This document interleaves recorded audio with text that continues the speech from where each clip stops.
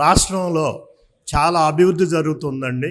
చంద్రబాబు నాయుడు గారు కానీ, లోకేష్ బాబు గారు కానివ్వండి, దావోస్ వెళ్ళటం, అక్కడ చాలామందిని కన్విన్స్ చేయడం, ఎన్నో ప్రతిష్టాత్మకరమైనటువంటి కంపెనీల సీఈఓలతో మాట్లాడి వాళ్ళని అమరావతికి కానీ, ఇటు వైజాగ్ కానీ తీసుకొచ్చి క్వాంటమ్ వ్యాలీని డెవలప్ చేయాలని వాళ్ళు ప్రయత్నాలు చేస్తూ, ఇంకా ఏ విధంగా మన రాష్ట్రాన్ని అభివృద్ధిపరిచి యూత్కి 20 లక్షల ఉద్యోగాలు ఇస్తానన్నటువంటి మాట నిలబెట్టుకుంటూ బాగా పరిగెత్తుతుండే ఈ గత గవర్నమెంట్ అయినటువంటి వైసీపీ పాలనలో ఎన్నో అరాచకాలు చేసినా కానీ చంద్రబాబు నాయుడు గారు దాన్ని సరిదిద్దుతూ ముందుకెళ్తూ బాగా డెవలప్ చేసే ప్రయత్నాల్లో ఉంటే ఈ అంబటి రాంబాబు కానీ ఇంకా వేరే నాయకులు కానీ డైవర్ట్ పాలిటిక్స్ చేసేసి రాష్ట్రాన్ని అలజడి సృష్టించేందుకు ప్రయత్నిస్తూ విధ్వంసకరమైనటువంటి ప్రయత్నాలు చేస్తున్నారు.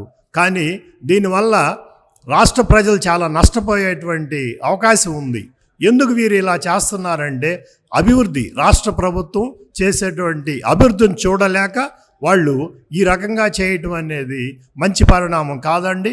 ఇంకో పక్క తిరుపతి శ్రీ వెంకటేశ్వర స్వామిని ఒక్కసారి దర్శిస్తేనే మేము ఎంతో గర్వంగా ఉన్నతమైనటువంటి భావనలతో మేము వెళ్తుంటే అలాంటి లడ్డూలో కూడా కల్తీని చేసి కల్తీయే జరగలేదని చెప్పి ఈ రోజున వాళ్ళు చెప్పటం అనేది చాలా హాస్యాస్పదంగా ఉందండి.